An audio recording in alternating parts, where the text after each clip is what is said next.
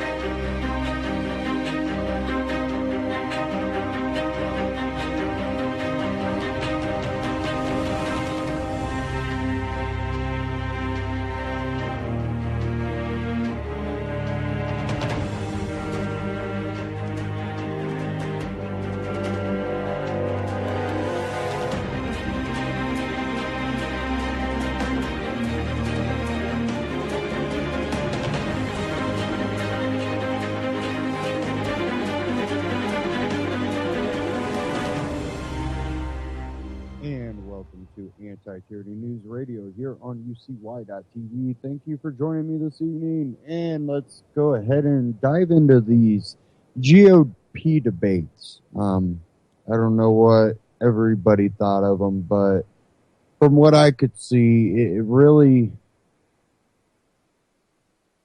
it doesn't show any true strong leaders, I don't believe. The people that are strong, they're egotistically strong, and there were a couple of points where Rand Paul stood out, but the problem is he's not able to show enough force to get through all the BS, the ratings bickering. That it might get good ratings, but it's not showing people that will truly, protect your freedom, your liberty, but more people that will use the fear to basically justify them taking rights away so they can protect you. And when Rand Paul and even Ted Cruz, when Ted Cruz took a jab at the NSA bulk spying and Rubio attacked him and stuff about that, it's one of those things that as a libertarian, when you look at Ted Cruz, you go, well, this guy, there's certain points that, he's for, American citizens' freedom, but there's also points where he's, but, at points, we need to put up walls and stuff, and then, points that have been made is, walls are usually not only used against outsiders, but also used against the people within those walls. So you have to really play all the possibilities of how can this affect your freedom, your liberty. And even though Rand Paul, makes a lot of these points, it seems that people are buying into the fear. One thing I say about, Trump is that he feeds off of people's worst emotions. And when he speaks these, when he's spouting rhetoric that panders to the emotions of people in the worst way, he plays off of the fear and, we should put that wall up. Yeah, we should, stop all Muslims. No, because these aren't hitting at the right points you know, this is a very, very difficult time because we are in a catch-22 when it comes to immigration and then the threat, because you go, well, the border, if we allow Syrian refugees at all, then, you know, you might get that one that's, yes, and we need to be, you know, aware of that. It's already happening, whether you like it or not.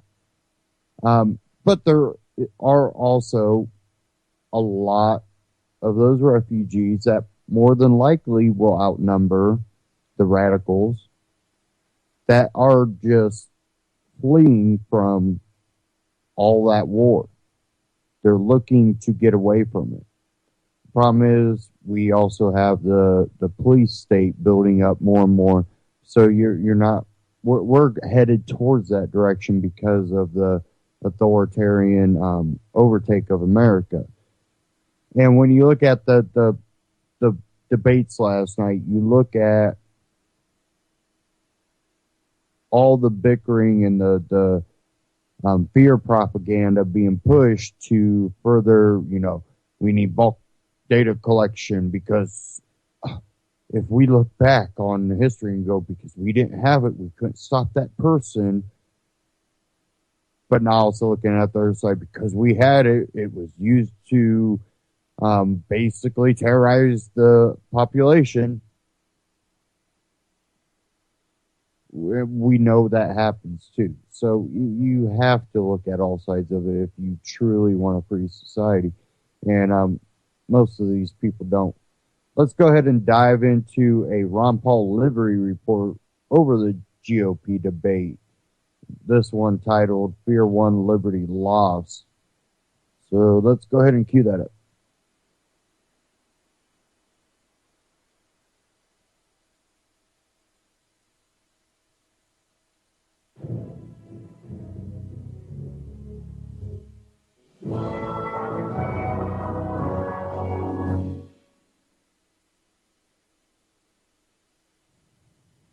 Hello, everybody, and thank you for tuning in to the Liberty Report. With me today is Daniel McAdams. Daniel, it's good to see you. Good morning, Dr. Paul. I guess you stayed glued to your TV last night and watched all those debates, and you're now an expert in the political scene. I did watch the debate, I have to say. Yes, I did.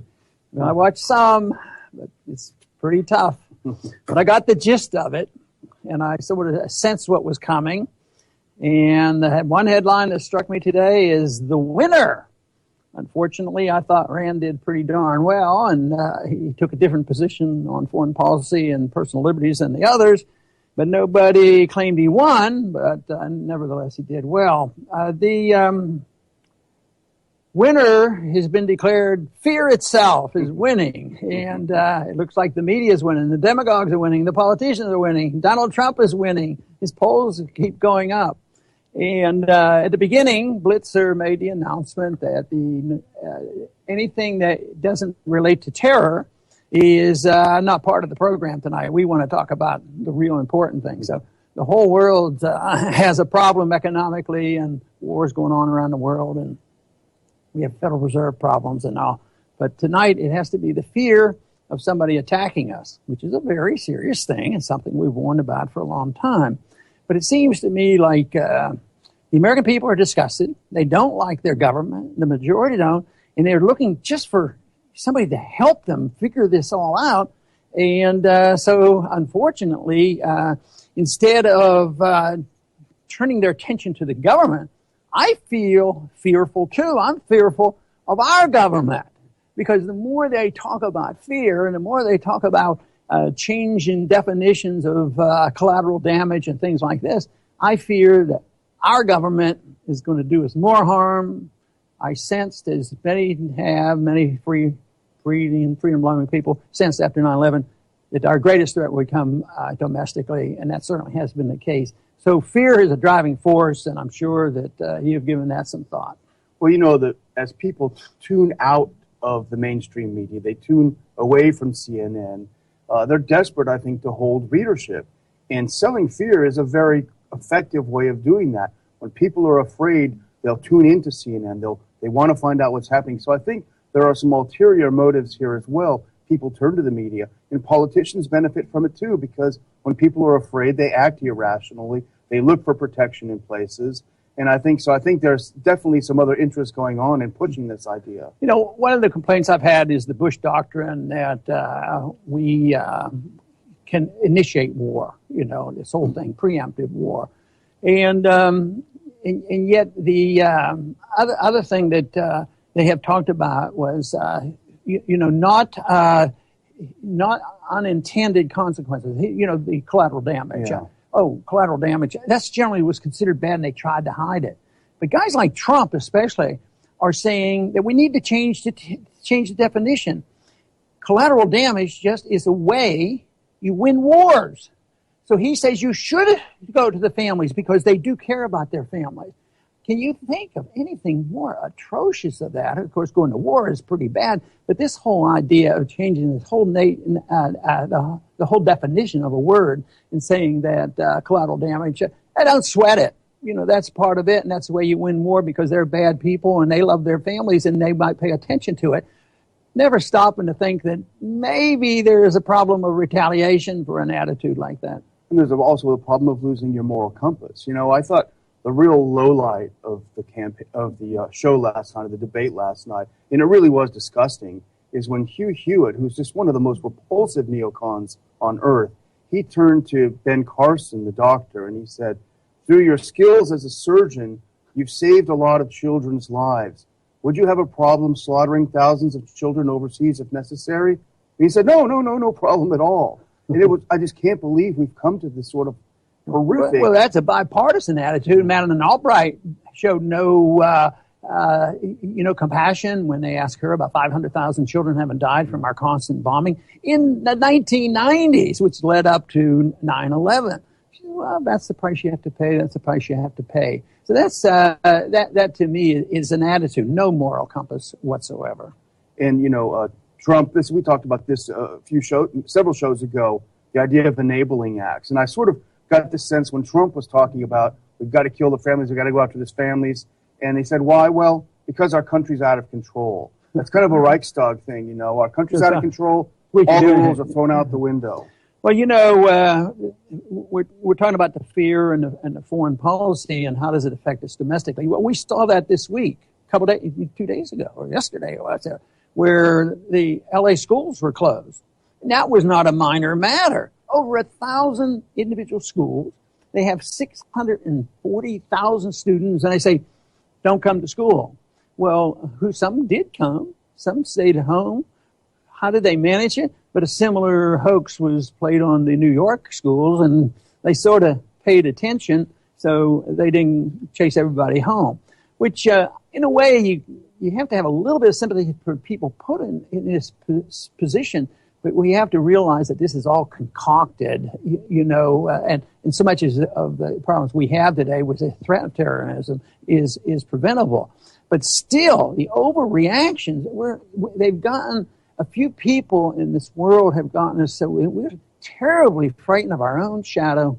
I think this may sound strange, but I think people take a sort of perverse pleasure in feeling that we're threatened because it sort of spices up otherwise pretty dreary lives that a lot of people have.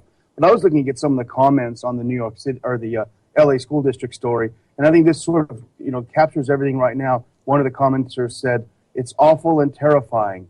I'm afraid it is going to be the new normal." Yeah, the new normal. I know what that one is. But I read one comment of somebody that made more sense than the whole school district. And it was a 16-year-old that showed up at school, and I guess he didn't get the message soon enough. He shows up, so he goes up to a policeman, and the policeman tells him what's going on. And his main question, is this going to mess up my schedule for taking my exams? I mean, he was down to earth. He's coming to school to learn, take his tests, and get promoted and all. But no, we have to look at these big matters. And but the consensus here by most of the candidates, not all of them, except for the one, is that the purpose of government is only safety. And it bothers me. Yes, we should be safe, but maybe we can be safer in a free society. Maybe if you can freely own guns, you can feel safer when you live in your house.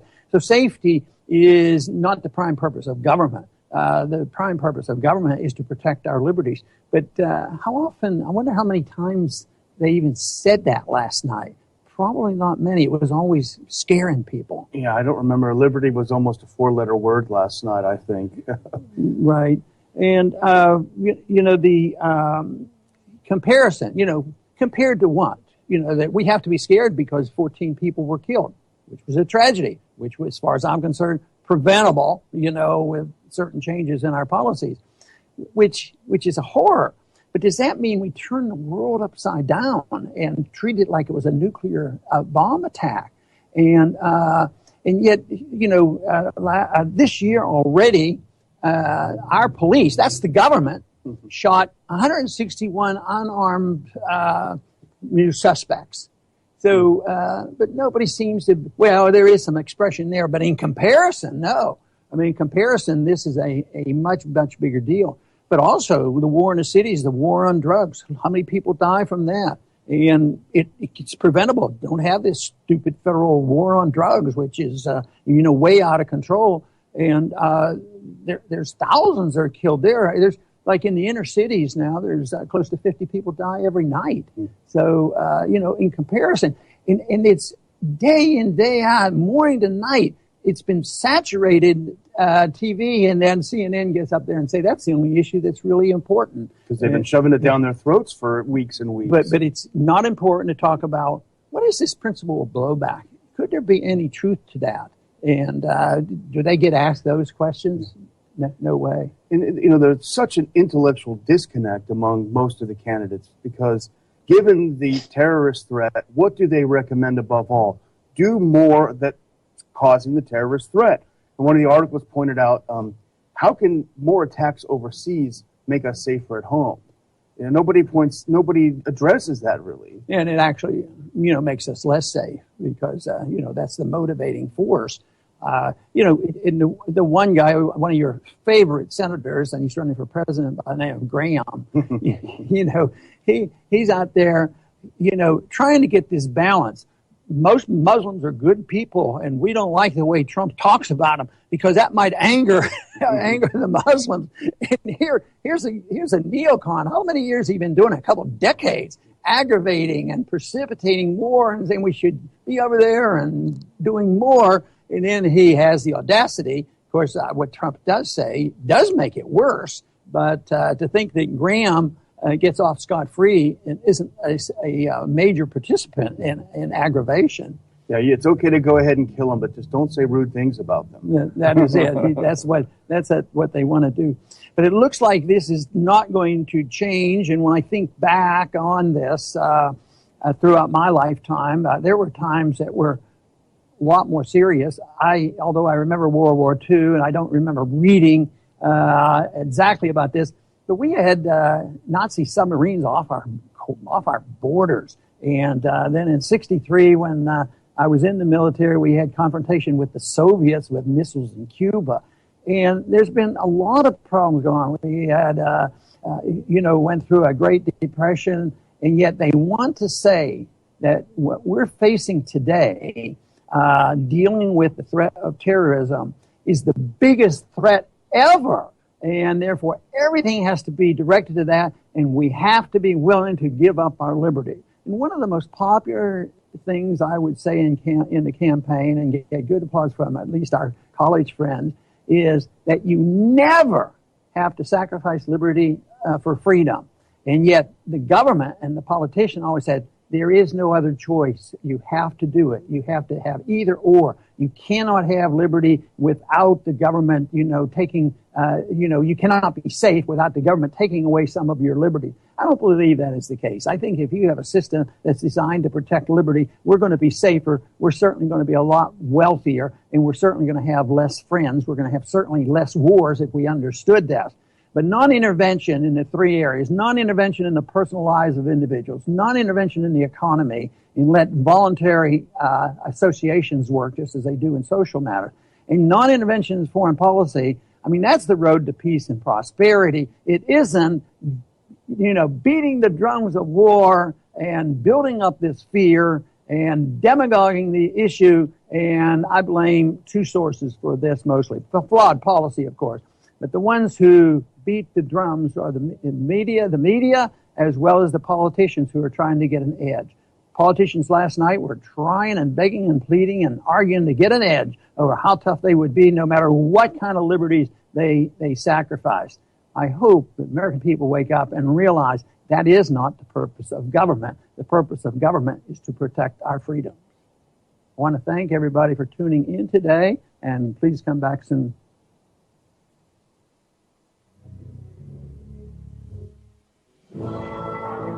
Ron Paul Liberty Report on YouTube, ronpaullibertyreport.com. Go check them out and watch the other videos. They put them out daily, covering multiple topics. So check them out, Ron Paul Liberty channel.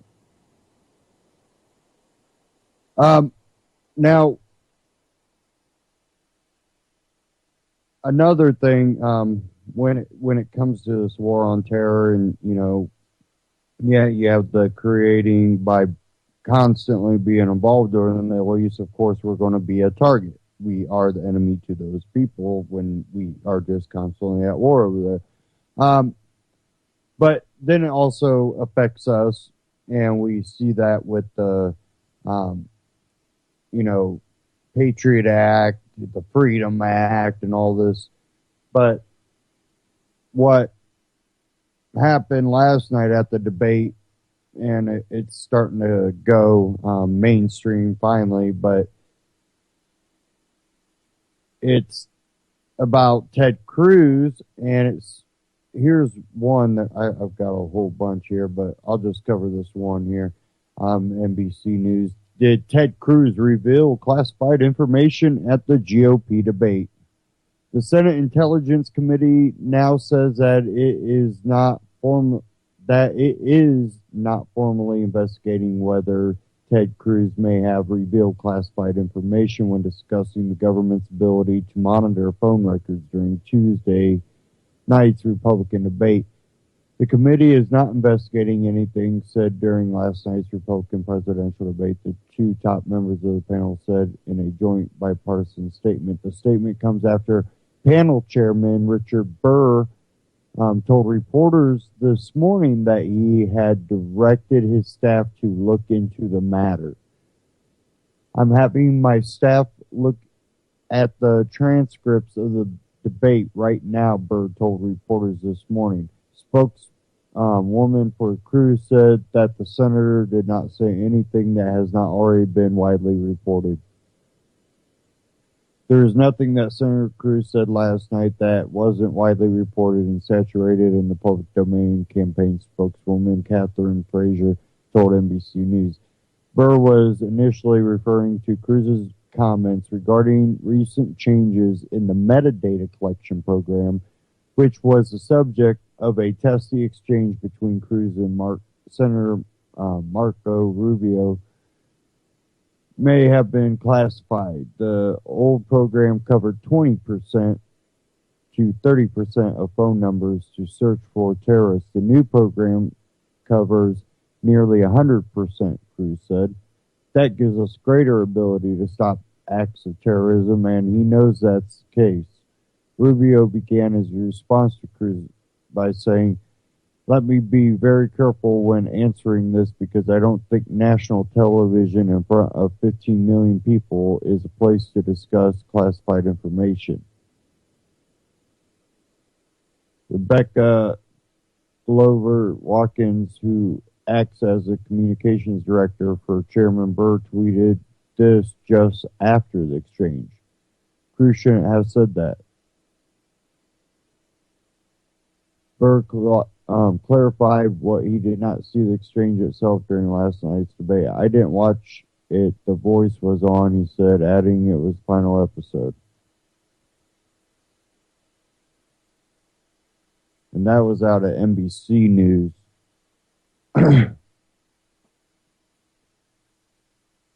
But if they were investigating, what they would be investigating, showing that instead of the Freedom Act taking or getting rid of the bulk collection, it's actually increased it where it's just all. But I personally believe that it was more than likely all before what Snowden's come out to say. It's not just metadata. They can, watch you, when they want. The ability's there to think that they don't abuse their abilities, I think would be absurd. Because when you give people power, they'll use it. That's why the concept of having power over others and that being acceptable in the psyche of the society is one of the major flaws. And it's that we allow others to rule over us. We allow others to,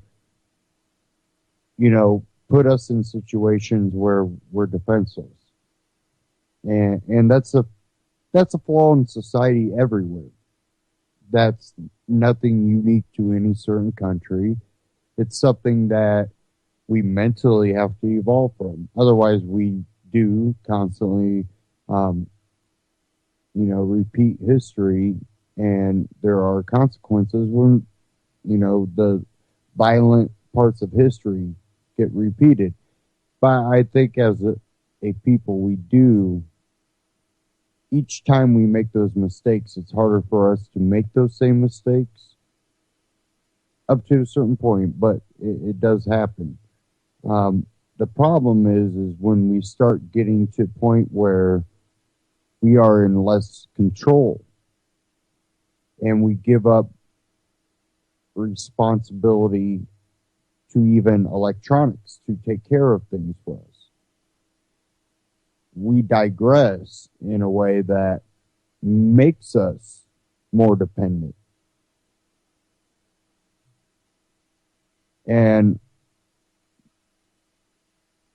that's what usually leads to this. Well, we got to spy a little bit because we can't protect ourselves. Guns are bad. What you say we need to take rights away so you can be defended by government, but then told government to take your, defenses away from you. Okay, you make absolutely no sense. But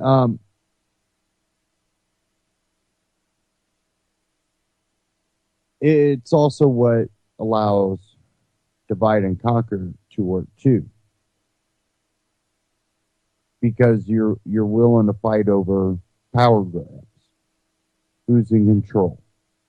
Why is a flawed human being in control of you in the first place? Is the question we need to ask more. But I got an article here out of 10th Amendment Center. Get government out of marriage. New Hampshire bill would nullify both sides in practice.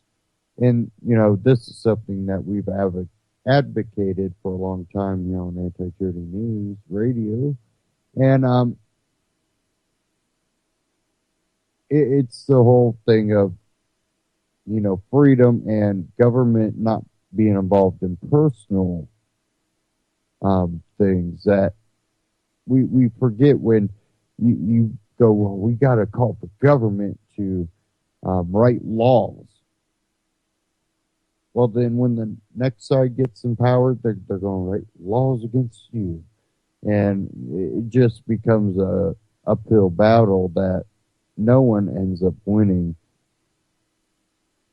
So this here out of 10th Amendment Center, Concord, New Hampshire, a bill has been filed in the New Hampshire State House that would end mandatory government licensing of marriages in the state, effectively nullifying in practice both major sides of the conscientious national debate over government-sanctioned marriage.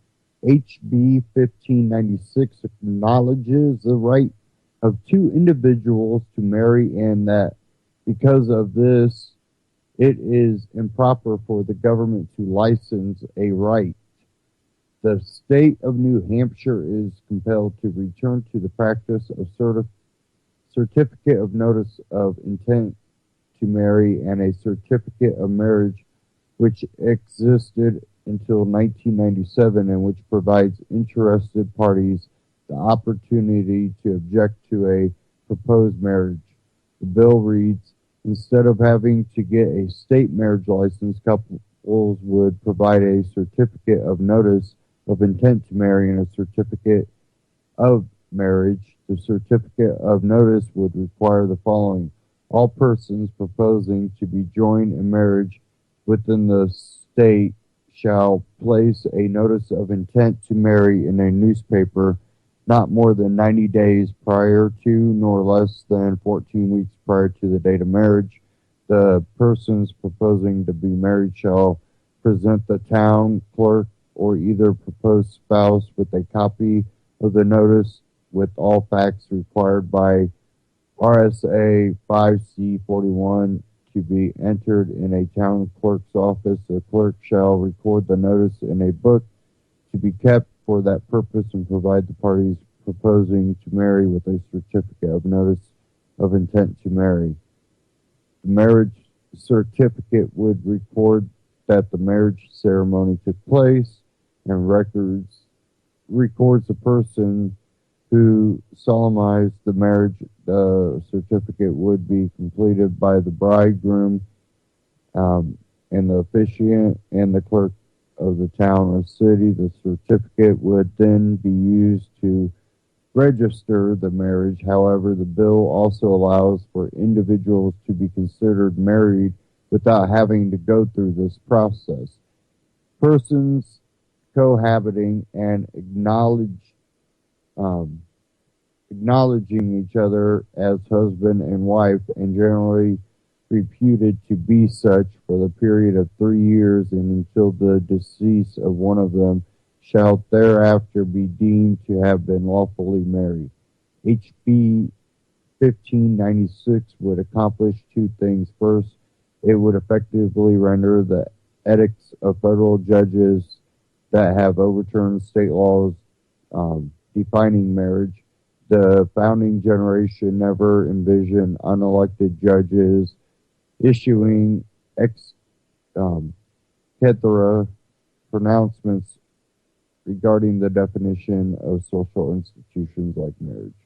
And the Constitution delegates the federal judiciary not authority to meddle in the issue. Marriage is a realm clearly left to the states and the people. You can read the rest of that at the 10th Amendment Center. But there are states out there that do have laws on the books that basically say 3, some say 5 years if you live with each other and consider each other husband and wife.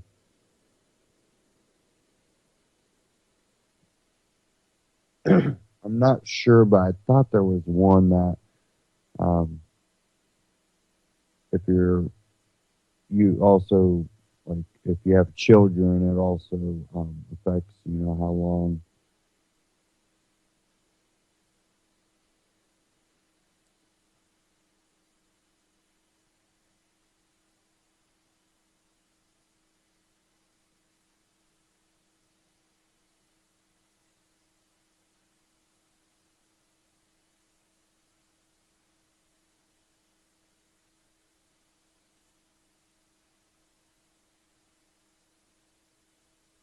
Okay.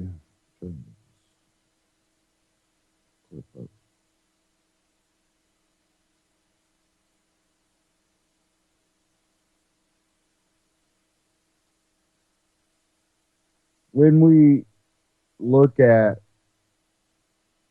what's going on in the Middle East right now with Syria,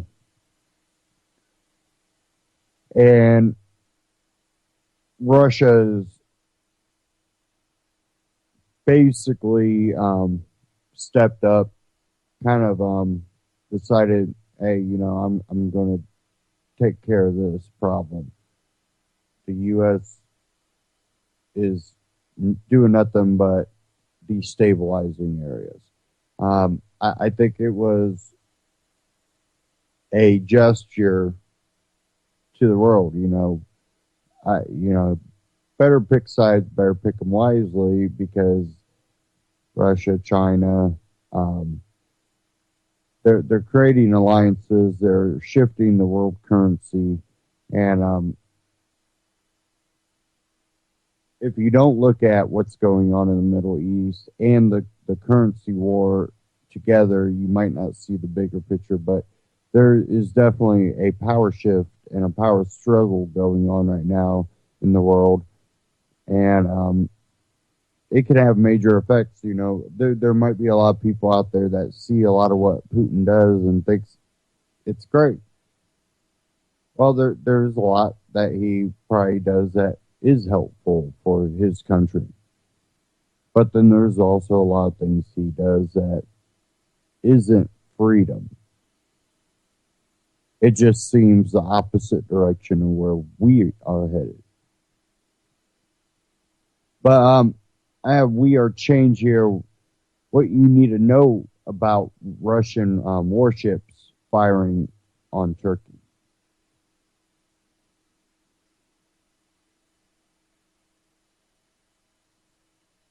A Russian warship has just fired upon a NATO ally. And in this video, we're going to give you all the facts, evidence, and little details that you can't get anywhere else, giving you a full global picture of the insane escalations happening between these two world powers that is slipping into utter chaos. Yesterday, a Russian warship fired warning shots at a Turkish fishing boat in order to prevent a collision. Now, of course, this incident may seem minor, but if you look at the global events that have been transpiring, you know that they have grave implications. This incident happened in the Aegean Sea, mainly because Russia, from the Black Sea, is using its ports to resupply its troops inside of Syria. Now, Russia does this by going directly through Istanbul. Turkey could at any time cut off this very important passageway, cutting off military supplies inside of Syria to Russia. This has not happened yet, but with these incidences that are happening all around this region, it could happen at any moment. Last week, we reported to you on wearechange.org how Turkey is now threatening Russia in response to what they're calling a provocation. Turkey is saying that a Russian serviceman who was going through Istanbul was spotted holding a rocket launcher on his shoulder as he was passing through that very important passageway that we have been talking about. As we're speaking now, the Russian Navy had to chase off Turkish vessels that were impeding their drilling platforms that they were moving in the Black Sea. Russia's two major rigs were being moved to a new location in the Black Sea when a Turkish vessel with a Turkish flag crossed the convoy's path, acting in violation of regulations for preventing collisions and against the general accepted conventions of navigation. The Turkish vessel failed to get out of the way of the convoy. It approached crossways and attempted to stop its course, thus creating potential for a collision. And they also cut off their radios and had radio silence during this incident. Russian vessels were sent in, no shots were fired. But as we know, if you have been studying history, especially incidences like the Gulf of Tonkin, we know that one small incident could spark off a global conflict and a full-out war between these two major superpowers. Turkey is saying its patience with Russia has a limit and it's coming to an end. This is creating a chaotic situation between these two countries and their relations. As we know, with Turkey being a part of U.S. and NATO, if there's a war between these two countries, the United States and NATO has to back Turkey in this conflict. This is a very dangerous situation, especially with Russia being as unpredictable and aggressive as they have been geopolitically. We know this incident is all transpiring because the Turkish government just a month ago shot down two Russian warships inside of its border. Russia is now responding, and as we're speaking right now, Russia is sending more aircraft inside of Turkey to conduct observation flights. This is happening now. Will Turkey shoot down this aircraft? We do not know. Will they escalate the situations more? We do not know, but Russia is not backing down in any way, shape, or form, and they're also deploying more missile systems, advanced missile systems that could be used to shoot down Turkish aircraft if their aircraft are threatened. Russia is resupplying a lot of its heavy military equipment inside of Syria, and they also are boosting their strategic nuclear forces in their country around the border regions close to NATO bases in that specific geopolitical region. Putin also made a statement recently saying, hopefully no nukes will be needed against ISIS. What Putin is saying more directly is, we have the capability to use nuclear weapons. Don't give us an excuse to NATO, Turkey, and the US. Don't do it. That's exactly the message that Putin is sending by giving this very important statement. As we know, if nuclear weapons did not exist, Russia's military is not as powerful as NATO's military, and Russia's military would lose. With nukes in the picture, Putin and Russia know that this is their trump card, and this is one way that they could win a possible war between these two major superpowers. Turkey also is in a losing position because Turkey is not energy independent at all. It relies on Russian imports of oil, and in 2013, Russia signed a deal with Turkey saying that they would build nuclear reactors. They have stopped building those nuclear reactors now. They have slowed down the process, putting Turkey in a very difficult situation, especially when economically they could be screwed over by Russia at any moment. Turkey has also been withdrawing some of its troops from inside of Iraq. Iraq has been shocked that Turkish troops have been fighting inside of Iraq, but now Turkey is withdrawing some of those troops. Iraq also is canceling their security agreement with the United States and are inviting Russia to fight alongside of them to get rid of ISIS in their country. As we know, and as we have reported to you, the Iraqis do not trust the Americans. They say the Americans are in cahoots with ISIS, especially when you look at the latest developments. Syria also is telling NATO to keep out of its country or they will get shot down. Because of Russia's new military systems, because of Russia arming the Syrian government, they now have the capabilities to do that. Now, why would Syria give NATO such a strong message saying that they're going to shoot down their aircraft? Well, let's look at what happened just on December 7th alone. On December 7th, the United States-led coalition bombed a Syrian military base in the east of its country, killing 3 soldiers, wounding at least 13, and destroying vehicles and equipment. This is the same Syrian military base that has been fighting against the rebels, that has been fighting against ISIS. The United States bombed this base. That's why Syria is saying, we have the equipment now, we're going to shoot down your aircraft if you do come into this region. And now the United States, in the mainstream media, this is, obviously you're not getting a lot of this news in the mainstream media, but MSNBC, the piece of trash filth news organization, the whore stream prostitutes are reporting how Obama's getting the last laugh against Putin because Putin was not able to destroy ISIS within 3 months. And they're saying, yeah, Obama, this is just insane. This total out of 1984 script writing insanity by MSNBC going against Putin for trying to get rid of the Syrian rebels and ISIS, showing the effective that he has been made, saying, oh yeah, he hasn't won completely yet. And that's why Obama's, better and right with this strategy. When you will not get this news anywhere else, especially on MSNBC, because lawmakers, even congressmen within our own countries, are launching an official congruent investigation into the allegation that President Barack Obama has deliberately manipulated intelligence reports from Syria and Iraq, allowing the Islamic group to thrive.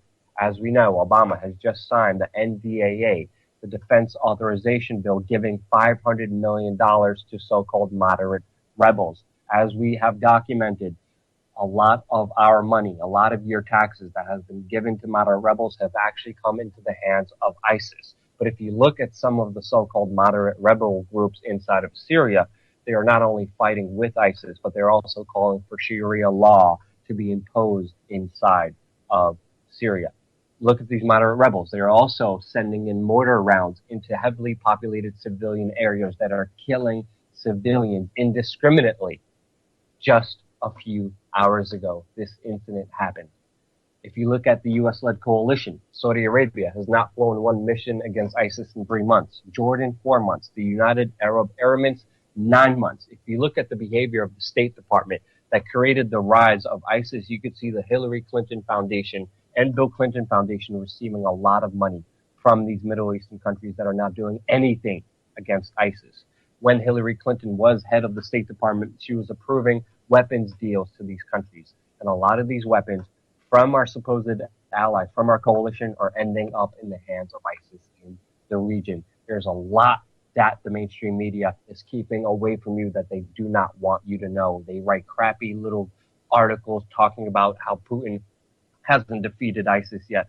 But if you look at the decisions made by our own very government, you could see the direct collusion of Syrian rebels to get rid of Bashar al-Assad, the main geopolitical goal by the United States, that has led to this insane escalation between a U.S.-backed ally, Turkey, and Russia. It is not looking good geopolitically because anything at any moment could spark an incident, and there's many incidences happening all the freaking time.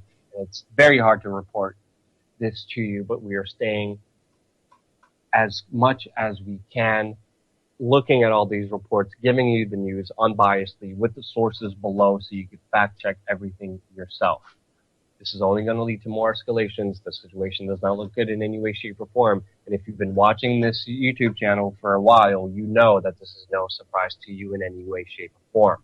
I want to thank all the amazing individuals who are giving at least $1 per month, keeping this independent media organization alive so we could provide you this news unbiasedly. We could provide you this news quickly as it's breaking to you like nobody else. Thank you again so much for watching. We're going to have more important developments here for you independently by youtube.com/wearechange. Subscribe. We're going to have a lot more content coming here your way without any corporate or government influence. wearechange.org. We Are Change on YouTube. Subscribe. Check them out.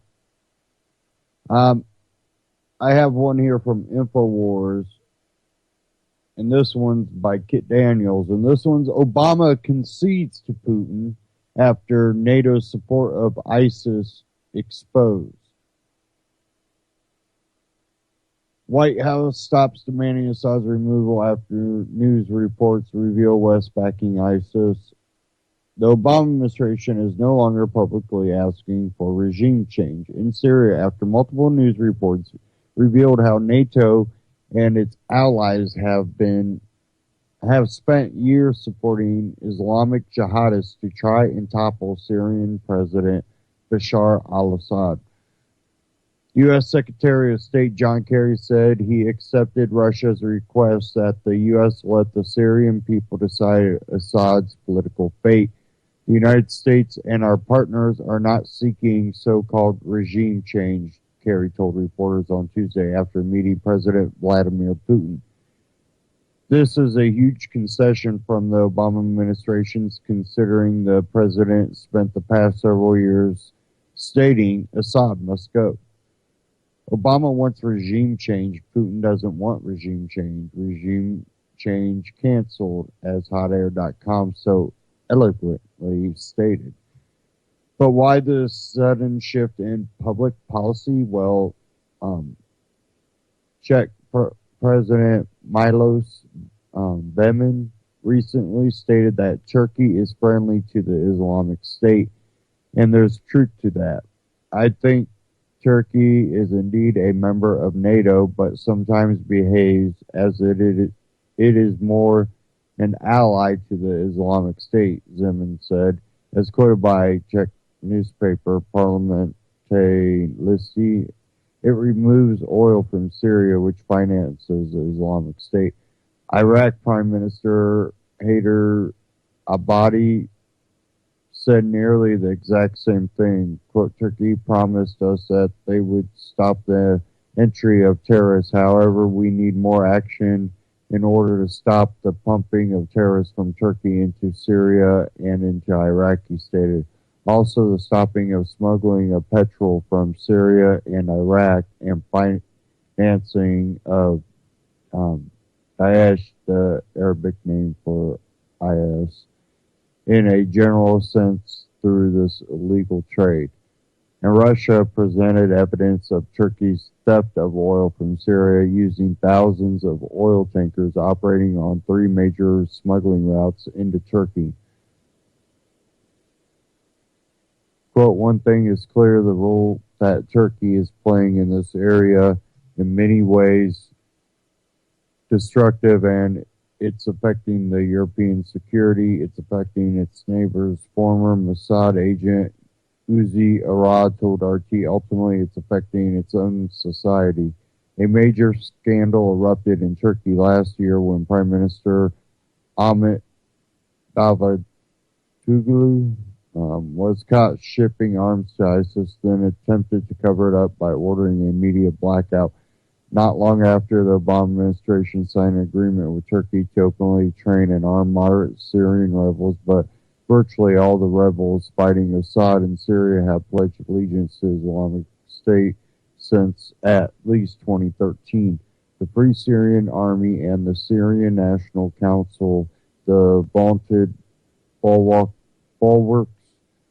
of the moderate opposition, only really exist in hotel lobbies and the minds of Western diplomats.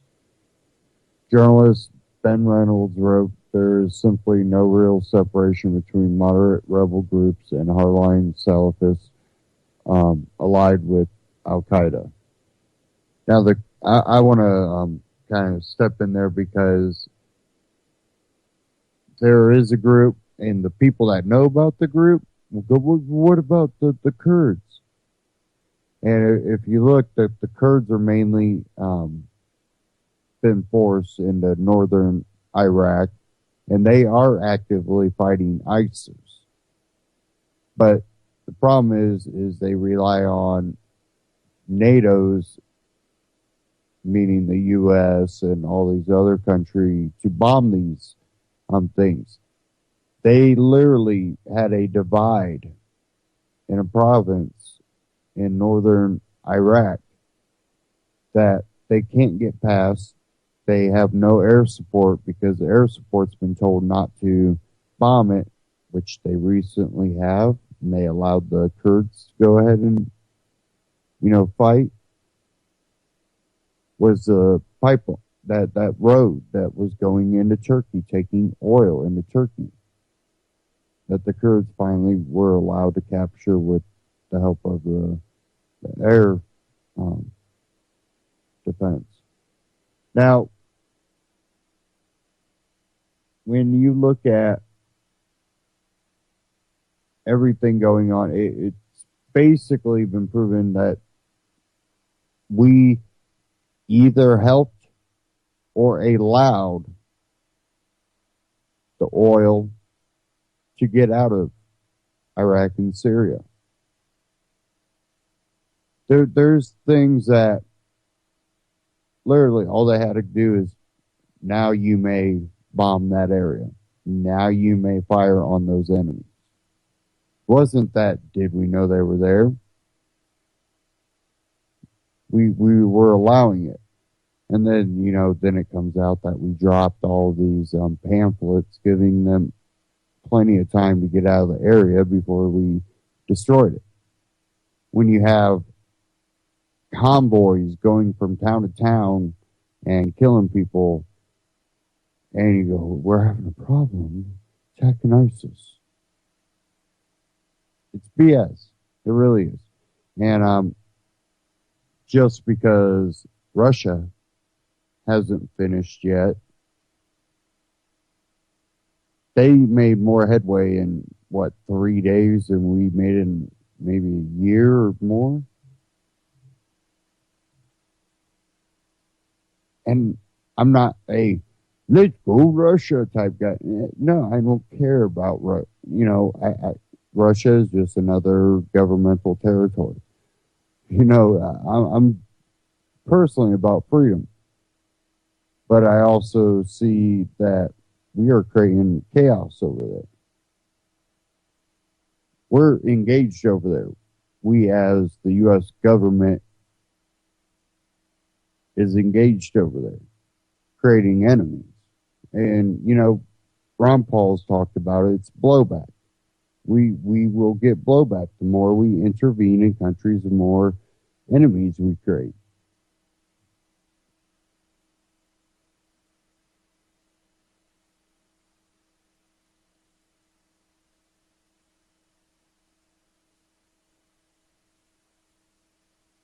I have something here. Mises Institute, Mises.org.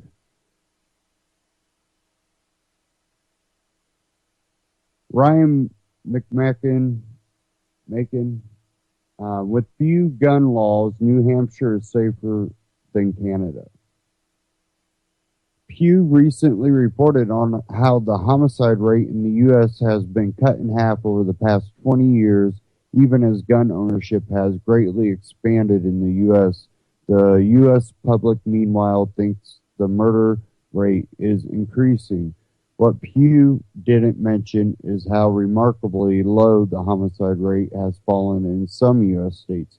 Pew reported FBI murder data up through 2013, but in more recent FBI homicide data, total homicides fell again in 2014, while the homicide rates in some states reached historic lows. In New Hampshire, the homicide rate in 2014 was 0.9 homicides per 100,000, making New Hampshire in 2014 one of the safest places in terms of homicide on the planet. Several other states came in with remarkably low homicide rates as well, with Minnesota reporting a rate of 1.6, Idaho at 2.0, and Iowa at 1.9 rates measured at events per 100,000. U.S. states versus Canadian provinces. Clearly, the places rank among the U.S. states with the lowest homicide rates. But for a broader context, let's look at homicide rates compared among both U.S. states and Canadian provinces. Indeed, the northern United States generally tend to have quite low homicide rates in a global context.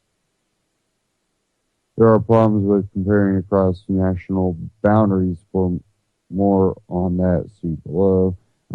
Within North America, the jurisdictions with the lowest homicide rates include all of New England and Northern Plains states of the U.S. and the Pacific Northwest. Most of Canada reports low rates as well as exceptions of the rural North, where Nunavut Territory has the worst homicide rate in both the U.S. and Canada. The blue states are U.S. states. Well, no, don't read that. That's about the map. Says here, and yeah, as we also note that 9 U.S. states have the homicide rates that are either lower than or the same as, statistically speaking.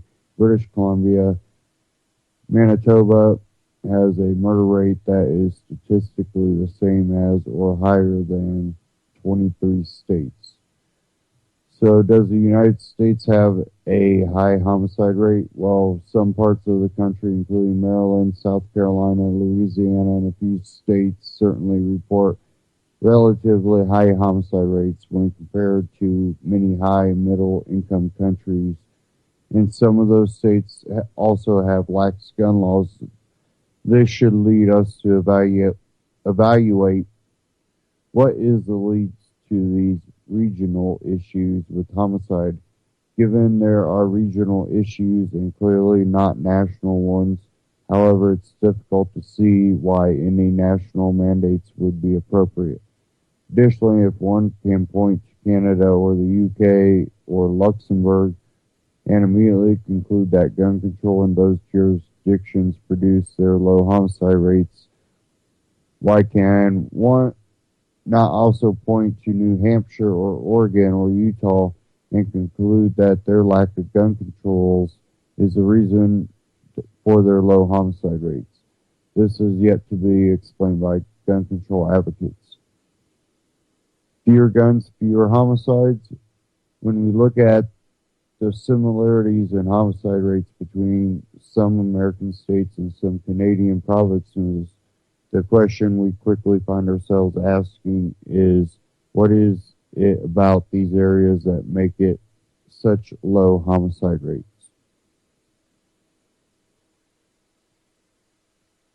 Well, as the anti-gun Brady campaign inadvertently makes clear, there is little apparent connection between homicide rates at state-level gun laws. States with more gun freedom get lower scores. For example, New Hampshire, Vermont, Idaho, and Oregon all have all of which have among the lowest homicide rates in North America, get Brady campaign scores of D, F, F, and D plus, respectively. Almost comically, Maryland and Illinois, which have homicide rates that are much higher, get scores of A minus and B, respectively. But to be fair, there are other examples that show a lack of correlation altogether. New York has a relatively low homicide rate, gets a score of A minus, while South Carolina, which has a high homicide rate, gets a score of F. Canada, meanwhile, does not have the same level of diversity in gun laws that the USA has among states. Canadian gun laws are dominated by national law, which mandates restrictions on certain weapons nationwide, and there is a national gun registry centralized under the RCMP. All handguns are subject to registration. Nevertheless, at the provincial level, we might note that Quebec is traditionally among the most anti-gun in Canada, while New Hampshire is among the least restrictive states when it comes to guns. In 2014, the two jurisdictions had identical homicide rates. Yet, given the significant legal differences between U.S. and Canadian law, we can't simply point to gun laws as a reason for similar homicide rates between Canada provinces and U.S. states. Other issues might include urbanization, ethnic conflict, median age, and weather. And I'm not going to get into the rest of this. It's a pretty long article, but go check it out at mises.org /blog. View gun laws, New Hampshire safer than Canada.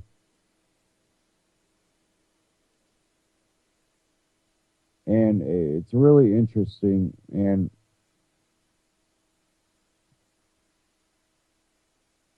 a lot of times, I see it more as the states that are lax on their gun laws, but also have a culture of, a more moral way of handling a gun and gun safety, and a culture of respecting, I think tends to play a big part in that.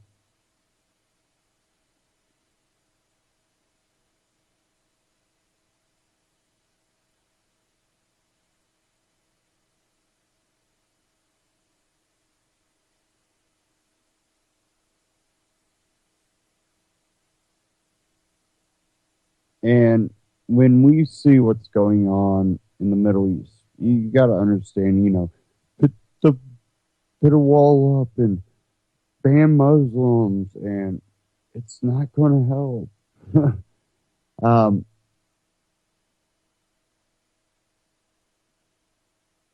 There's a lot of different issues that play at hand, and one of the main things that plays into it is the constant meddling in the Middle East. And we definitely increase the way we meddle to the point we really destabilize. And to look at a lot of these candidates, they don't have a problem destabilizing further to accomplish a goal.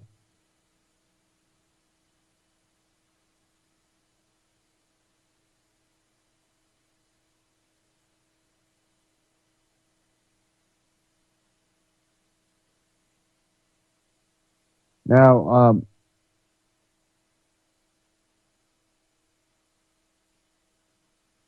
I have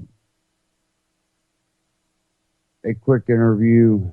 Who benefits from the Syrian war? Manar Mulash discusses. And that's the editor at Mint Press. Ben Swan, truthofmedia.com, Ben Swan on YouTube. Check him out.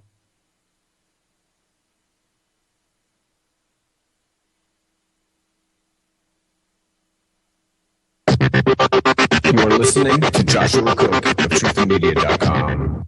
Guys, I want to thank you so much for tuning in to truthofmedia.com. I'm your host, Joshua Cook. And I have the pleasure to have on the Skype phone line today Manar Mahavish. And you are also the editor of Mint Press News that I've been a fan of for a long time. Manar, thank you so much for being on the show today. I do appreciate it. Well, good. Thank you. And thank you so much for having me. It's an honor to be here. Well, I think it's what you do is very important. Same thing that the reason why we started Truth in Media is there's not a lot of truth in the media right now. There's a lot of bias. There's a lot of corporate interest. And I think it's important for alternative media to really have a voice so that we can really change and really get the truth out so people can really be informed. One of the articles on your website, I think it's so important, and I had an honor to interview in the past Dr. Nafis Ahmed. He wrote an excellent article. You can find it on mintpressnews.com about the oil interest in Syria. And part of the article I thought was really fascinating was a journalist that he quoted, Jonathan Cook. And in the article, he talks about how Israel is one of the countries that are buying oil from ISIS. Basically, it's being smuggled through Turkey, but it seems that Israel is one of the biggest countries that is buying the oil right now. And so it kind of made me wonder, you talk about ISIS, you talk about the origin of ISIS, but nobody in the media right now is really talking about what is fueling and funding ISIS. And so it begs the question is why don't we put pressure on these countries that are profiting from these oil reserves? Because they're making millions. ISIS, the organization, is making millions of dollars a day. So it just begs the questions, where are our priorities? I want to get your thoughts on that. Well, Israel has been playing a very dirty role in Syria from the very beginning, and unfortunately the media still hasn't really caught up on it. But thankfully, because of organizations and alternative media like WikiLeaks, we've been able to see leaked State Department and Pentagon documents that show Israel, the United States, Qatar, Turkey, and Egypt, as well as Saudi Arabia, as planning to foment a crisis inside of Syria as early as 2006. And the biggest beneficiary of the crisis, of course, are two main parties. Well, three, I guess, but the first one would be Israel. Israel has been wanting Syria to fall for a very, very long time. One, of course, because of its alliance with Hezbollah and with Iran, and it's funneling weapons to Hezbollah, which is a group that resists Israeli occupation in southern Lebanon. And the second reason being is to exploit the Syrian Golan Heights oil reserves. Israel originally occupied the Golan Heights, in the 1960s, and had to give it back. And so this has been their opportunity in expanding greater Israel. And of course, it's, as on the surface, it sounds like a religious endeavor, but it's really just about expanding land for resources. And so that's really why Israel has been really interested in destabilizing Syria. I mean, it really just comes down to basic economics. And for countries like Saudi Arabia, Qatar, and Turkey, it also comes down to basic economics. Iran has had the recent sanctions removed, or they will be removed officially, I think this month or next month. And that would mean that Iranian oil and gas markets are just going to explode on the international marketplace. And this really poses a very big threat to Saudi Arabia and Qatar, who have held hegemony over the oil markets, the global oil markets.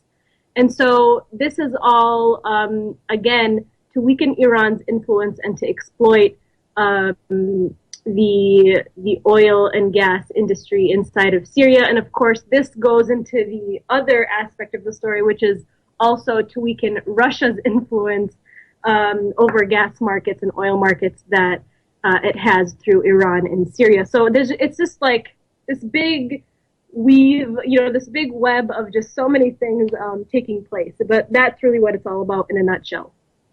I think you would agree with me that ISIS, basically is the creation of the West, and they're just being used as puppets right now with the different players in that region.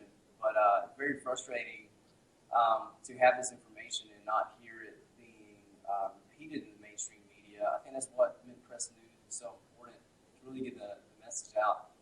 Another thing is, there's a lot of complaints from the right that the Muslim community doesn't speak out against ISIS enough.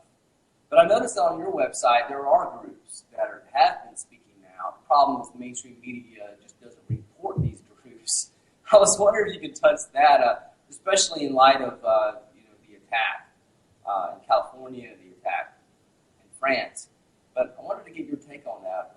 As far as the Muslim community, what are they saying? What are these groups saying? Are they speaking out against ISIS?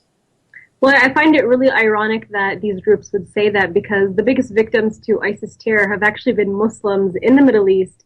Muslim and Christian Arabs have been suffering because of ISIS. And in fact, Muslims and Christians in Syria and in Iraq have united and have formed militias to stand up against ISIS. We've actually, been on the ground and have given these people a voice where the mainstream media has totally failed. And in the United States, there have been protests, there have been movements, there have been hashtags, and organizations formed by, thousands upon thousands of Muslim Americans to condemn groups like ISIS. And most importantly, they have come out to speak out against this Wahhabist ideology that is being pushed out by the Saudi government. And of course, it's, like you said, ISIS really suits the political agenda of these nations. Well, talk about Saudi Arabia. I mean, ISIS really fits into this divide and conquer rule strategy of Saudi Arabia, which is to destabilize these countries through civil strife. And now we have the world's largest Islamic organization, which is about a group of 50 million strong Sunnis who have come out in Indonesia, Indonesia is the home of the largest Muslim population in the world. And they've launched a global anti-extremism campaign to speak out against ISIS.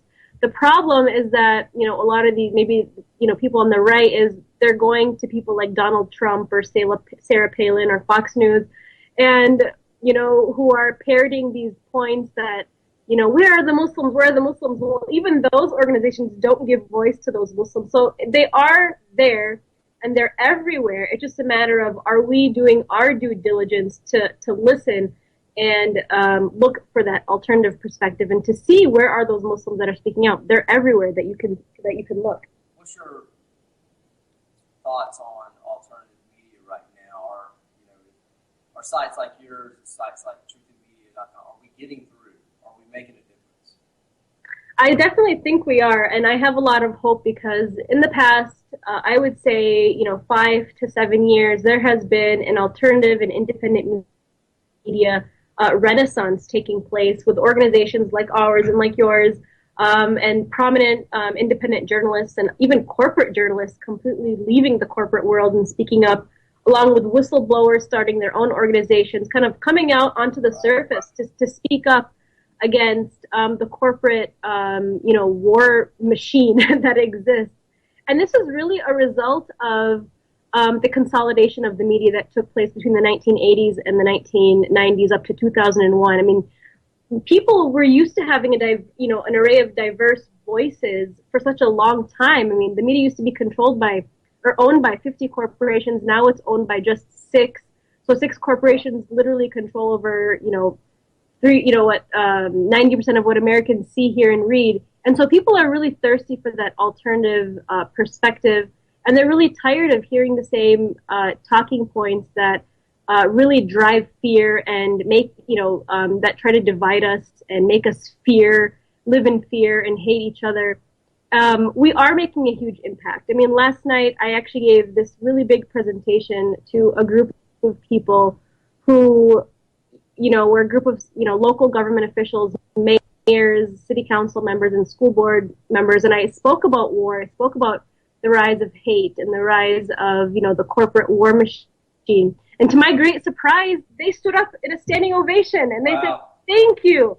We know little bits and pieces, but nobody has ever been able to bring this information together for us.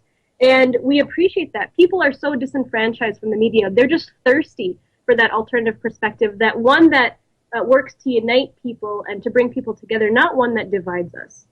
Yeah, and I think that's very important to do. And unfortunately, just listening to all the presidential candidates in both parties, there's no talk of unity, unfortunately. It's, no, not at all. It's planned, divide and conquer, but I appreciate so much for your work, and I definitely would love to have you back on the show, and thank you so much for your perspective today. Thank you, Josh. I appreciate it. truthofmedia.com, Ben Swan on YouTube. Go check him out, subscribe. That was Joshua Cook, truthofmedia.com. When we look at divide and conquer, it's worked so well that things like the UN, NATO, and Obama just bypassing Congress, any president being able to just, ignore Congress and just go, well, I'm going to get my authority from the UN. We're going to cooperate with the UN. We're going to do military operations, but not call it war and go along with it.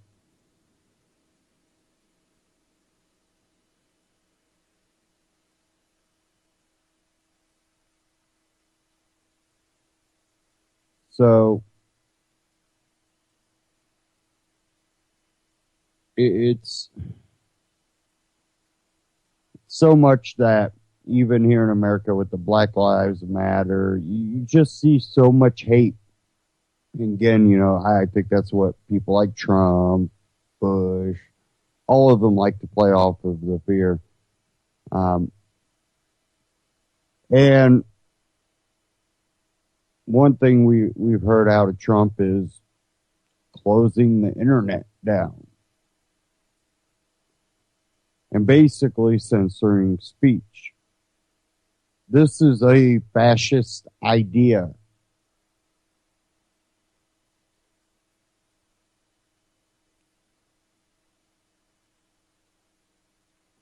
Now,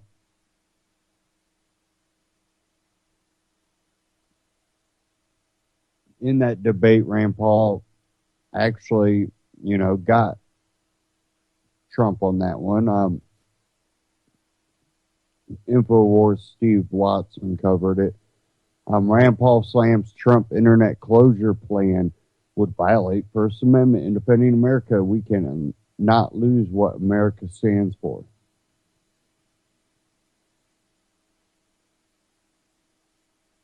While for the most part, the GOP debate last night was a snooze fest, back and forth between the Dulles candidates to grace a podium, Rand Paul once again stood out as a clear and conscious voice of reason whenever he made a point. One such point in question was regarding Donald Trump's professed plan to close the internet to combat terrorism. Trump declared that terrorists recruit online and that he is one of the opinion that extremists should not be able to use our internet. I don't want them using our internet to take our young, impressionable youth and watching the media talking about how they're masterminds. These are masterminds. They shouldn't be using the word mastermind, Trump said. Trump further proposed working with our brilliant people from Silicon Valley to figure out a way that ISIS cannot do what they are doing. Rand Paul took issue with Trump's suggestions, saying that to restrict the internet would constitute getting rid of the First Amendment. Paul added that anyone who believes in the Constitution would have reservations about supporting Trump. Rand Paul, Sean Hannity at Rand Paul, to close the internet would violate the Constitution and would specifically violate the First Amendment. Trump replied that he wanted to infiltrate their internet, yet the crowd sided with Paul, and some even booing Trump's proposed censorship. Trump then declared he cannot fathom that those booing him do not support infiltrating the communications of terrorists. As far as the internet is concerned, we're not talking about closing the internet. I'm talking about parts of Syria, parts of Iraq, where ISIS is spotting it. Trump qualified. In a related exchange, Paul slammed Mark Rubio's pledge to allow the NSA to keep bulk trawling Americans' phone records. We are not any safer through a bulk collection of all Americans' records. In fact, I think we're less safe, Paul said. We get so distracted by all the information, we're not spending enough time getting specific immigration, specific information on terrorists, he added.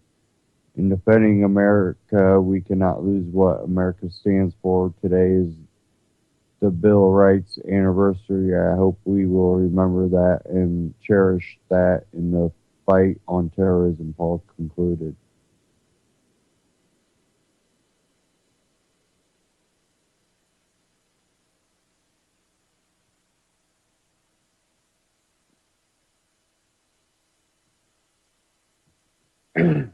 Excuse me. Now, we've seen glimpses of censorship on the internet. Censoring any communications on the internet for Syria, Iraq, or anything also stops your message of freedom or your message of morals or whatever to reach those people. It stops the flow of information.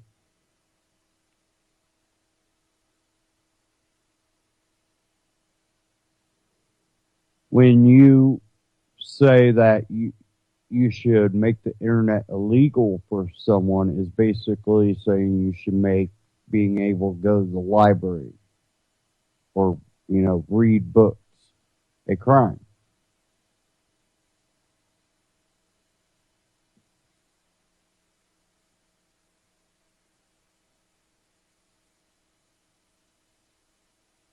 When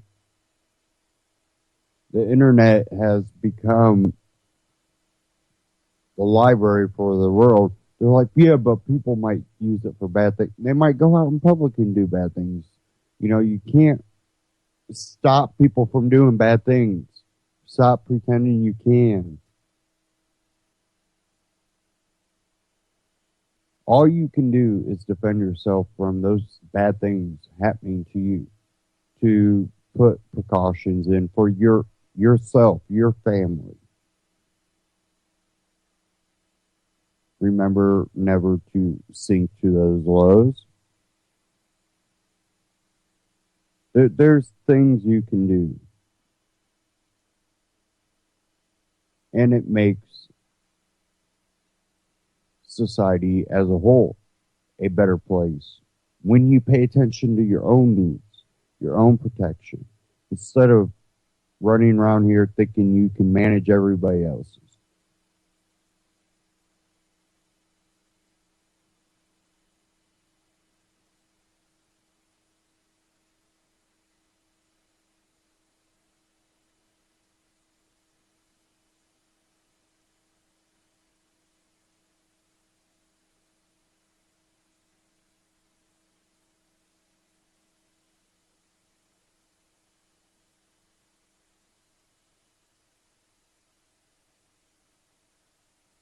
Okay.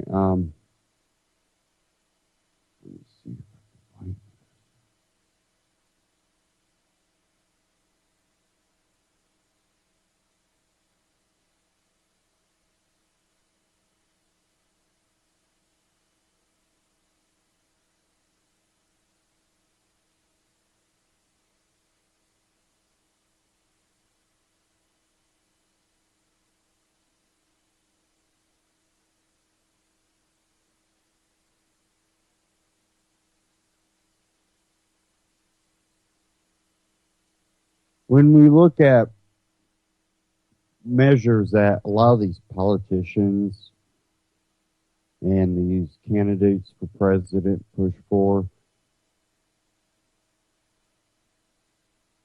and I've talked about Trump. I think he's a fascist. I think people like Bernie Sanders, which, he's self-proclaimed socialist.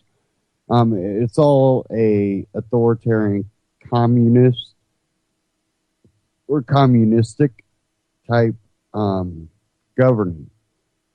And it really strips your freedoms away. You become a cog in the machine no matter what the machine does. And if you don't go along with it, then why have you around? And that's basically how those governments get. And the more that they're not checked, and that authoritarian grab is not checked, the more like, North Korea, maybe. So, I wanted to play this one. It was from Mises Media on YouTube, Mises.org. And this one is Yuri Maltsev, Socialism, Fascism, and Trumpism. And this was in honor of the 24th anniversary of the Soviet Union's collapse. Dr. Yuri Maltsev, a senior fellow here at Mises Institute and a professor of economics at Carthage College in Kenosha, Wisconsin. Yuri is famous for having been a Soviet economist during the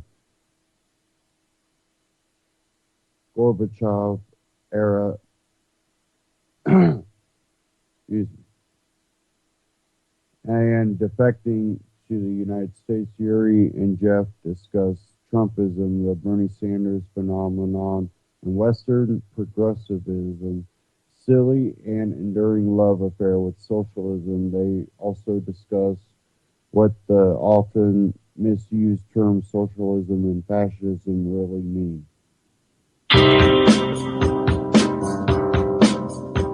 Our guest this weekend is our old friend, Dr. Yuri Maltsev, a senior fellow here at the Mises Institute and a professor of economics at Carthage College in Kenosha, Wisconsin. Of course, Yuri is famous for having been a Soviet economist during the Gorbachev era and defecting to the United States.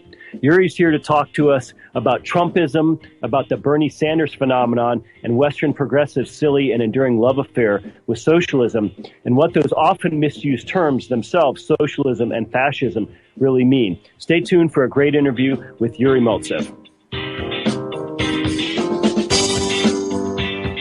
Well, Dr. Yuri Maltsev, welcome back. It's great to talk to you once again on Mises Weekends. It's very nice to be back. The last time we spoke, which is about a year and a half ago now, we talked about this silly sort of enduring romance that Westerners and Americans in particular continue to have with socialism. Now, since then, we've seen the rise of the Bernie Sanders phenomenon. So I'd love to get your thoughts on Bernie and the crowds he's having and the impact he's making. Yes, it's very sad to see that right now the United States is kind of facing a choice between, I would say, socialism and national socialism. So it's we have candidates of both parties who are attracting the most active part of population, either Marxist-Leninists like Bernie Sanders. Not many people realize that 15 years ago he published an article in which he demanded 100% tax on incomes above $100 million. So he is, in that case, he is very close to the ideas of Mr. Obama's father, Barack Obama Sr., who also suggested in 1965 that the state should impose a 100% of tax on everybody, however, providing people with everything they need. Mr. Sanders, he looks kind of benevolent, but from another hand, with the ideas that he has, definitely these ideas can only result in destruction of our economy, culture, and in the future in mass murder. the Christmas Eve day is an anniversary, will be an anniversary of the dissolution of the Soviet Union. And Soviet Union was a very good example of a country which was glued together only by fear, because ideas of Bernie Sanders were exactly the same ideas which ruined the Soviet Union. If you will impose socialism on any country, you're completely destroying any incentives to work, any incentives to do anything. So then you need to apply violence and mass murder to make people to do what you want them to do. And no matter whether you're looking nice, like Mr. Sanders, or like looking pretty bright like our president does, then the logic of that system would turn you into a mass murderer. First Soviet government was the government of intellectuals. They have people like Trotsky who would write poetry in French. Lenin could speak 7 languages and could play piano very well. All others were also very prominent scholars and philosophers in their field. But then the logic of that system, which does not have any incentives, turned them all into mass murderers and serial political killers. Well, it's interesting. As libertarians, we look at socialism and communism as force. We look at them as systems that inevitably lead to death and destruction and violence. But our progressive friends don't see it that way, right? They would say, well, look at Norway, Dr. Maltsev, look at Sweden. These are not necessarily violent authoritarian regimes, and gee whiz, in those contexts, socialism can work. Yes, well, I think that von Mises, he put it very right. He said socialism is not an economic system. It is a revolt against economics. Socialism is a simple system of commands, simple system of management. If you will look, however, at Norway and Sweden, you would not find that they are socialist countries. I would say Sweden today is probably economically more free than United States. Because what is socialism? Socialism means government ownership. Any government is a socialist institution. So from that perspective, the smaller the government, the better it is, the less socialism we have. And if you will look at, say, Sweden, then government ownership is very small. Regulatory mechanism is much smaller than we have in the United States. So and besides that, these are Sweden and Norway, these are countries probably the size of a little bit more than Wisconsin, maybe Wisconsin and Iowa combined and whatnot. And they were, until recently, they were kind of ethnically and religiously homogeneous communities. And so these are not examples that it would work. If you will look in Denmark, for example, Bernie Sanders all the time would refer to Denmark as a socialist paradise. And the Prime Minister of Denmark recently, he blasted Sanders, saying that just don't badmouth us. We are not socialists. We are a free market economy. It's interesting. You bring up the regulatory burden.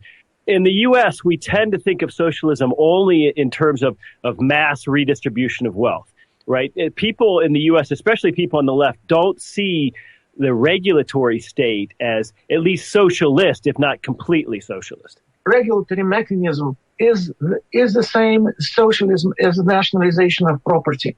I mean, if you will look at the National Socialism regime and Nazi regime in Germany, that was a regulatory state which still was kind of acknowledged property rights, but these property rights were phony.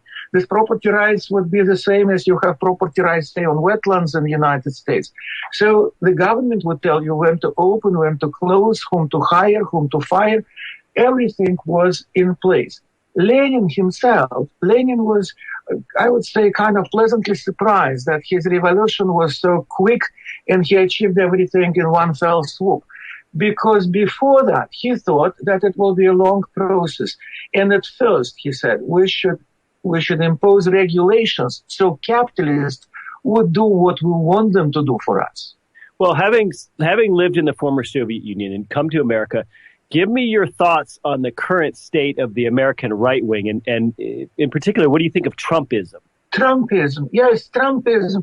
I think that this is the same kind of phenomenon that we had in Europe in 1920s and 1930s. It is a reaction, and I would say predictable reaction against the wildly, radically socialist agenda of Obama administration. And there's people are just scared, and when people are scared, then anyone who is promising them everything is doing very well. I would say that Trump definitely I don't see him having any chances except putting Hillary in place in the White House. But from another hand, it's very troubling from another hand phenomenon, because Trump is not a friend of liberty. He is not a constitutionalist. His major ideas are unknown to me.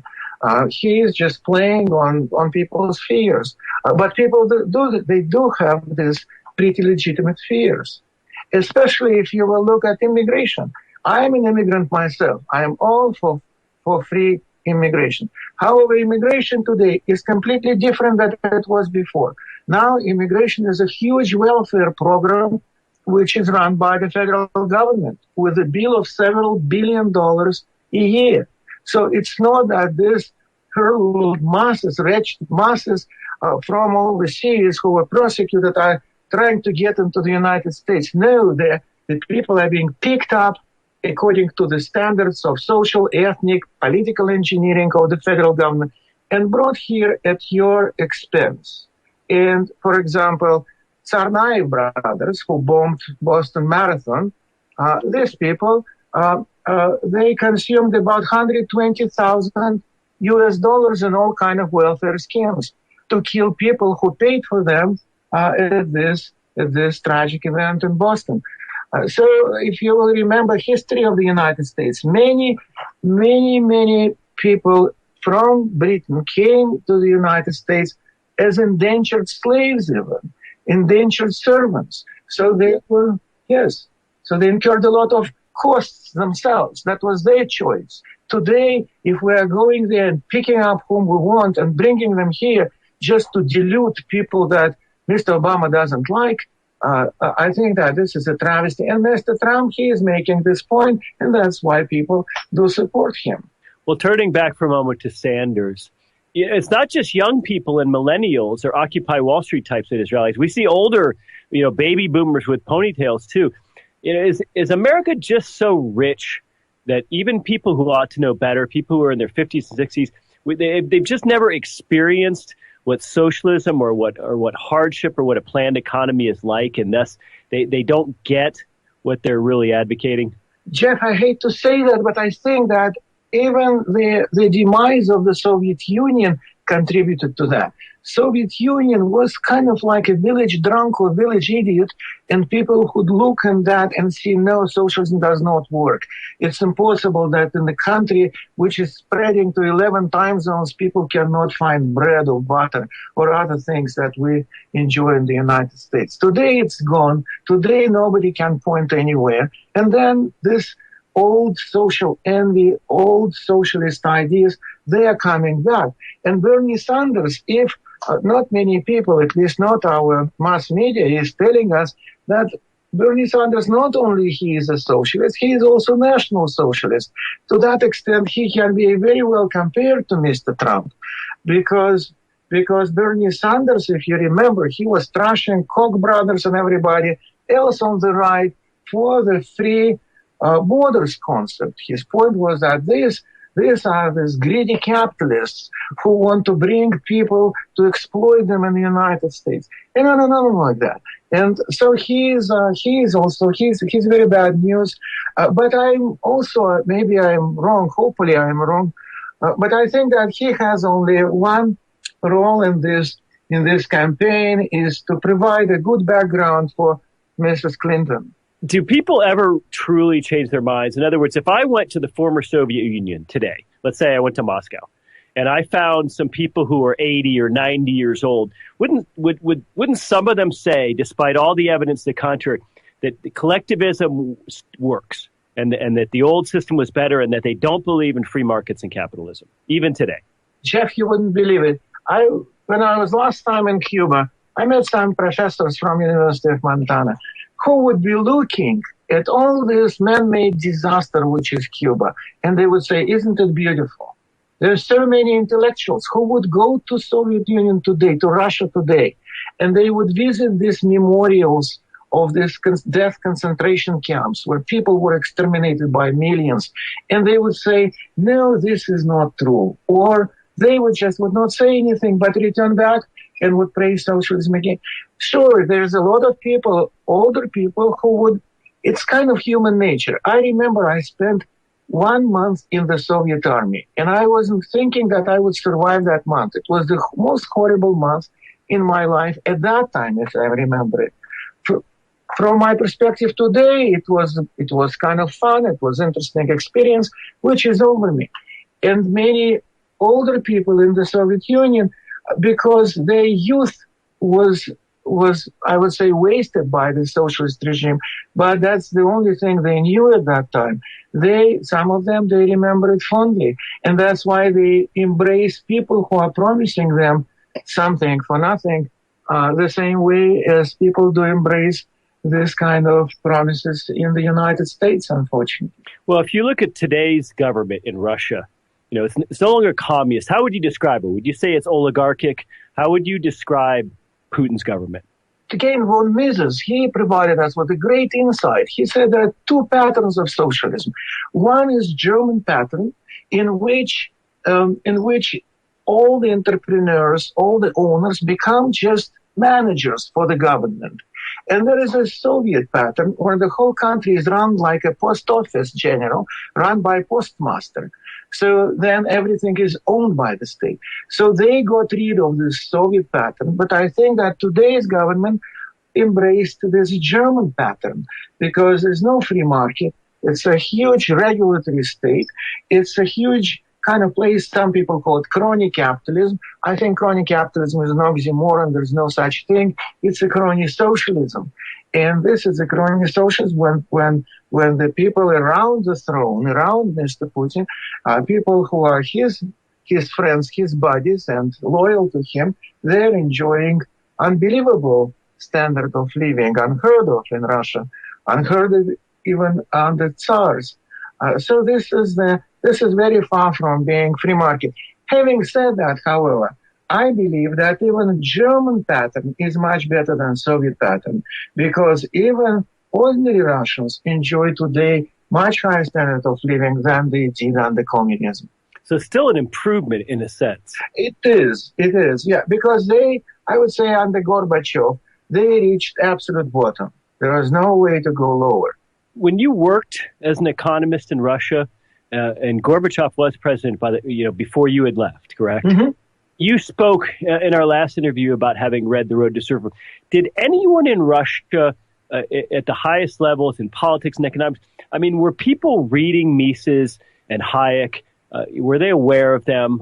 Did they have some understanding of what we would call Austrian economics? Well, I would say that the people like me, and people, I would say, somewhere like in the middle of this pyramid, were very interested, intellectuals, very interested in exploring von Mises and exploring Hayek and exploring Ayn Rand and exploring all ideas of freedom of George Orwell, Solzhenitsyn, whomever they could find.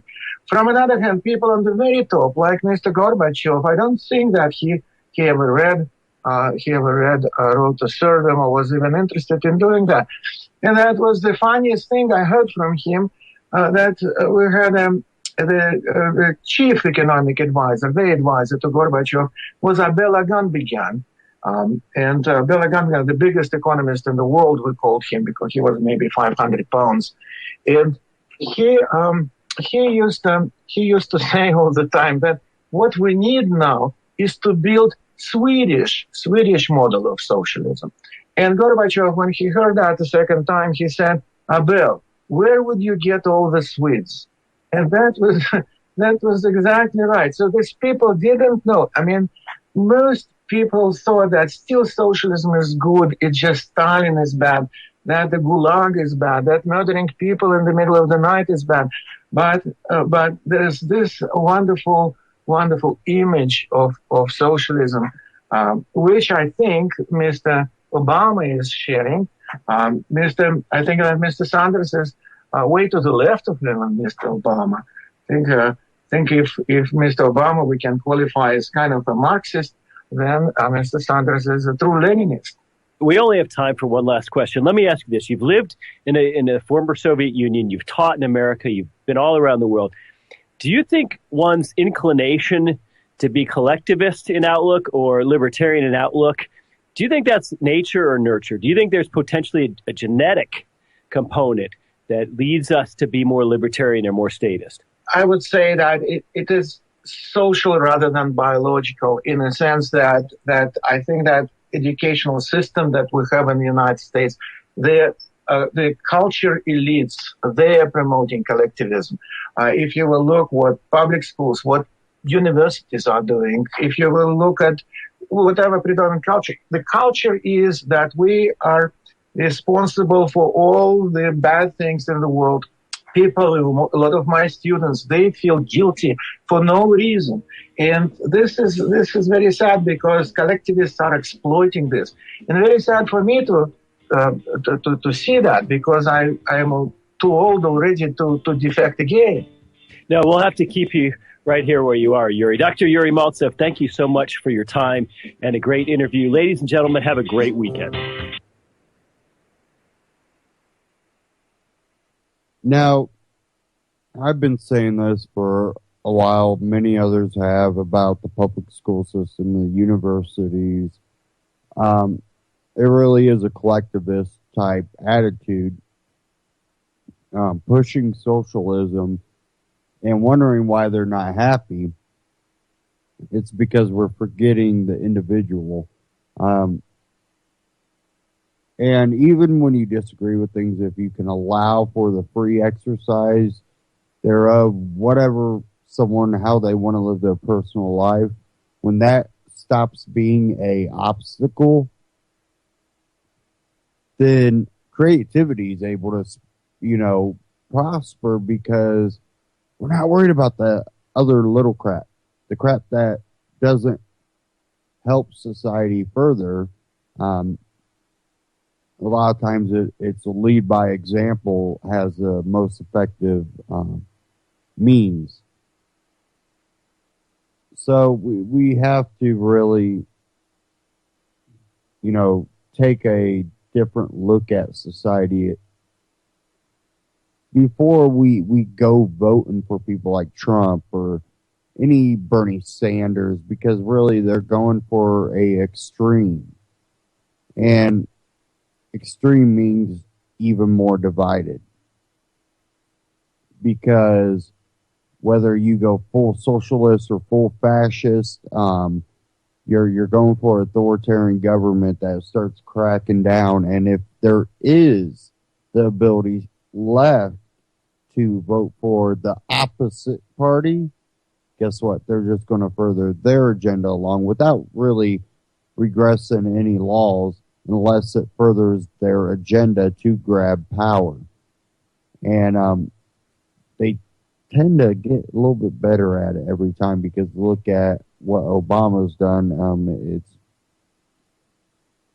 what Constitution, what Bill of Rights, what do those things mean when, he can do what he does unchallenged by Congress. And really there is no challenge to what he wants to do. Well, we could go through the whole ceremony of Congress, voting for this, and well, if you don't, guess what? I'll just write an executive order. I don't care. And well, if we have a constitution, he's not upholding it.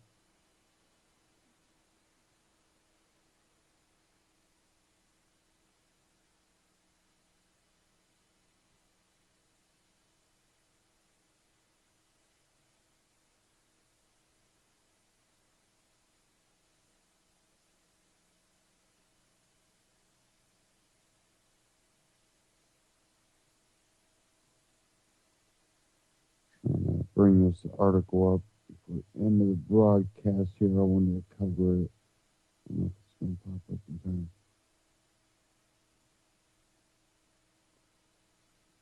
When we get more authoritarian government, when we get more opposite of what freedom is, we start seeing things that, well, we've seen in old war movies where the military comes in and grabs a family, kind of like the old MTV little commercials that they play that represent Nazi Germany. Infowars.com, California gun instructor visited by police after shopping for ammo. Police interrogate Sikh woman training to be a cop after she asked about ammo. A female gun instructor in California says she was shocked to be visited by police after asking about rifle rounds at a nearby store. Fremont resident Slim Sangha says cops unexpectedly knocked on her door last Friday, 2 days after she asked about purchasing 8 boxes of ammo for AR-15 at Dick's Sporting Goods.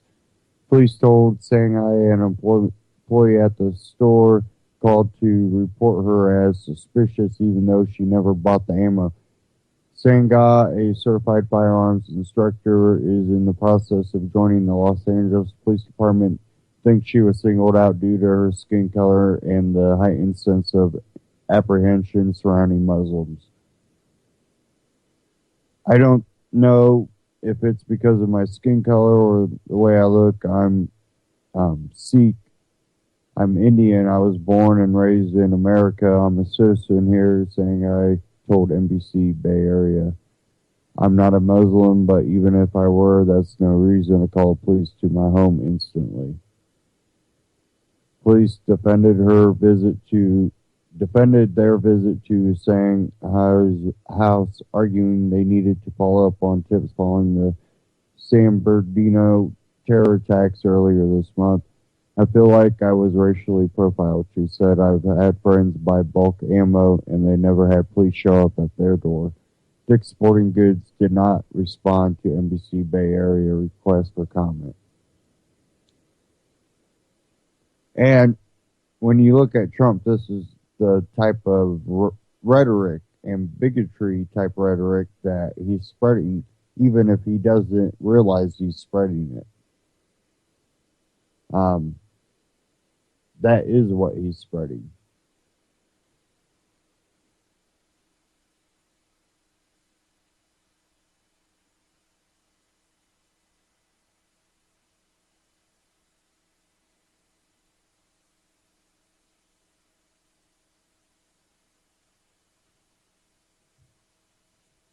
One last one.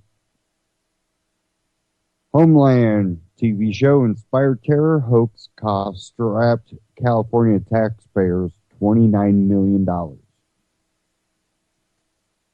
Similar threat received in New York dismissed as implausible.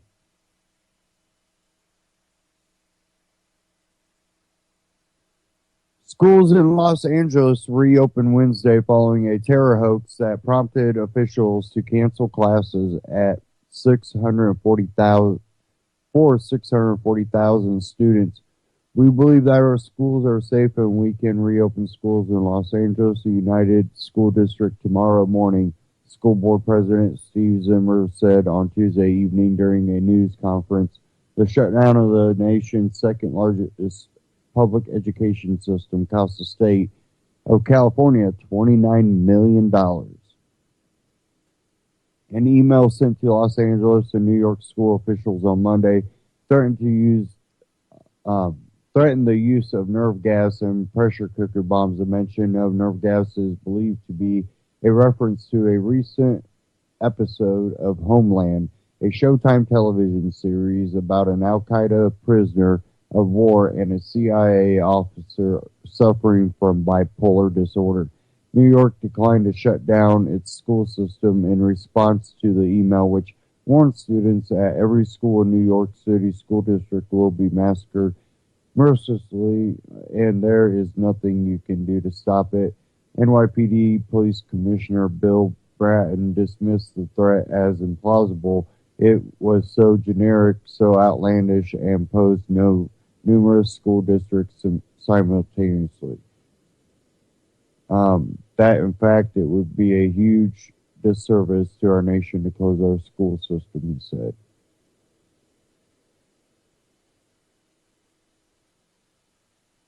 So we have California just going completely, locked down, shut down the schools, while New York's like, you couldn't do that. It's implausible. Now, you can look at it both ways. You can go, well, New York was taking a risk. Or you can go, California was overreacting.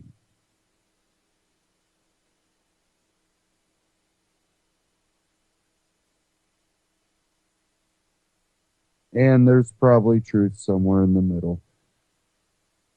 I do want to thank everybody for tuning in tonight. Don't forget to go to ucy.tv. Scroll down to the bottom. There's a little Amazon tab. Click that Amazon button, and it will take you to Amazon, where you get the same great prices, same great shipping rates on all their products. And at the same time, it helps ucy.tv. And by supporting UCY, you support all the hosts here that have a platform that they're able to get information and news out that mainstream media will not cover. Sometimes you have to take it in your own hands and get news out that, you're not going to see on mainstream media. And UCY has given us a platform to do that. And there's also a support UCY tab at the top at ucy.tv. And you can donate. One thing I always tell people to do, it's really the most sensible thing you can possibly do, and that's just to prepare for whether it be a economic collapse, a natural disaster, or a societal collapse.